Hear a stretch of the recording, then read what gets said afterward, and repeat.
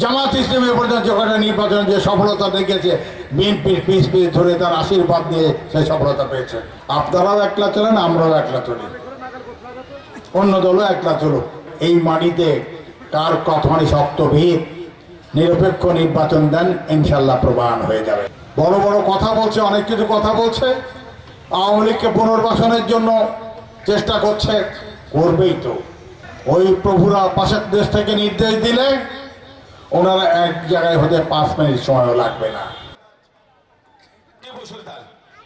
ধোবল union BNP কর্তৃক আয়োজিত আজকের এই দ্বিবার্ষিক সম্মেলনের জামাত ইসলামী পর্যন্ত যখন নির্বাচনে যে সফলতা দেখেছে, বিএনপির পিছ ধরে তার আশীর্বাদ দিয়ে সেই সফলতা পেয়েছে। আর যখনই বেইমানি করেছে, তার ফলও হাতে নাতে পেয়েছে। বড় বড় কথা বলছে, অনেক কিছু কথা বলছে, আওয়ামী লীগকে পুনর্বাসনের জন্য চেষ্টা করছে, করবেই তো। ওই প্রভুরা পাশের দেশ থেকে নির্দেশ দিলে ওনারা এক জায়গায় হতে 5 মিনিট সময়ও লাগবে না। অতীত থেকে শিক্ষা নিয়ে রাজনীতিতে সবসময় চলতে হয় সামনের দিকে। আমরা আপনাদেরকে সাধুবাদ জানাই। একলা একলা চলেন, আপনারাও একলা চলেন, আমরাও একলা চলি, অন্য দলও একলা চলুক। যারা ক্ষমতায় আছে, ইউনূস সাহেবের আশীর্বাদ পুষ্ট যারা, তারাও একলা চলুক। এই জনগণের এই মাটিতে কার কখনই শক্ত ভিত, নিরপেক্ষ নির্বাচন দেন, ইনশাল্লাহ প্রমাণ হয়ে যাবে। প্রিয় ভাইরা, আমি বক্তব্য দীর্ঘায়িত করবো না, নামাজের সময় হয়ে আসছে। দু একটি কথা বলতে চাই। অতীত থেকে শিক্ষা নিতে হয়। শেখ মুজিবের পতন হয়েছে, চোখের সামনে দেখলাম।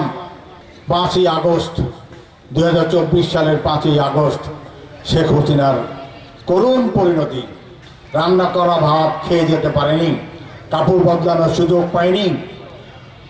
লক্ষ লক্ষ আওয়ামী লীগের নেতা কর্মীকে অসহায় অবস্থায় এতিম করে ফেলে দিয়ে উনি মোদির ডাকে উনি পালিয়ে গেলেন, মোদির হাত ধরে পালিয়ে গেলেন।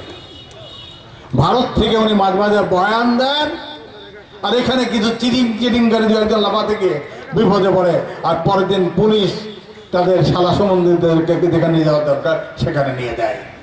শান্তিতে আছেন, থাকেন, লাফাবেন না, পরিবেশ পরিস্থিতি উত্তপ্ত করবেন না। একটা জিনিস মনে রাখবেন, যে পাপ আপনারা করেছেন, হাজার হাজার মানুষকে বিনা বিচারে হত্যা করেছেন, হাজার হাজার মানুষকে গুম করেছেন। নির্বাচনের সময় গায়েবী মামলা দিয়ে, লক্ষ লক্ষ মামলা দিয়ে বিএনপি, জামাত সহ বিভিন্ন রাজনৈতিক দলের লক্ষ লক্ষ নেতা কর্মীকে আসামি করে জেলে পুরে রেখে অত্যাচার নির্যাতন করেছেন। ইলিয়াস আলী সহ হাজার হাজার নেতাকে আপনারা গুম করে হত্যা করেছেন, অথবা কোথায় নিখোঁজ করে দিয়েছেন তার খবর নাই। বাপ বাপকেও ছাড়ে না।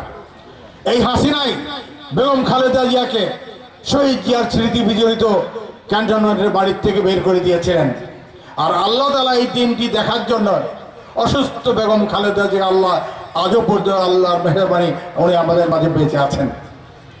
কোটি কোটি জনতা যেমন টেলিভিশনের মাধ্যমে প্রত্যক্ষ করলো হাসিনা কি করুণ অবস্থায় পালিয়ে গেলেন, আর বেগম খালেদা জিয়াও দেখলেন আল্লাহর মার দুনিয়ার বার। যে অপমানটা হাসিনা তাকে করেছিল, তার থেকে শত সহস্র গুণ বেশি অপমান করে তাদের না বেগম খালেদা জিয়া দেশ ছেড়ে যাননি, উনি আপোষহীন ছিলেন।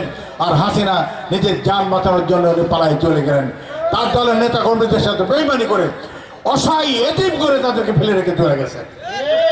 এখানেই পার্থক্য।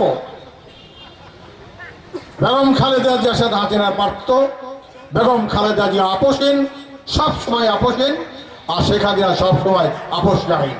যেমন 1/11-এর সময় মঈনুদ্দিনের ফখরুদ্দিনের সাথে আপোষ করে অপকর্মকে জায়েজ করেছিলেন, বেগম খালেদা জিয়া রাজি হননি।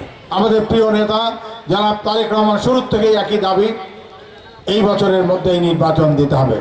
ইউনূস সাহেব ঘোষণা করেছেন 25 সালের ডিসেম্বরের মধ্যে নির্বাচন হবে। আশা করি মুসলমানের এক কথা, জবান ঠিক রাখবে, পণ্ডিত মানুষ কথাটা ঠিক রাখবেন। হাসিনা কথা ঠিক রাখেনি, তার পরিণতি ভালো হয়নি। যিনিই কথা ঠিক রাখবেন না, তার পরিণতি ভালো হবে না। তাই আমরা আবারও এই বছর থেকে আহ্বান করব, আমাদের প্রিয় নেতা যে আহ্বান দিয়েছেন 25 সালে ডিসেম্বরের মধ্যে নির্বাচন হতে হবে। তার জন্য আমরা প্রস্তুত ইনশাল্লাহ। আর যদি না হয় এই দাবি আদায় করার জন্য আমাদের যে নেতা যে নির্দেশনা দেবেন আমরা সেটা পালন করার জন্য প্রস্তুত।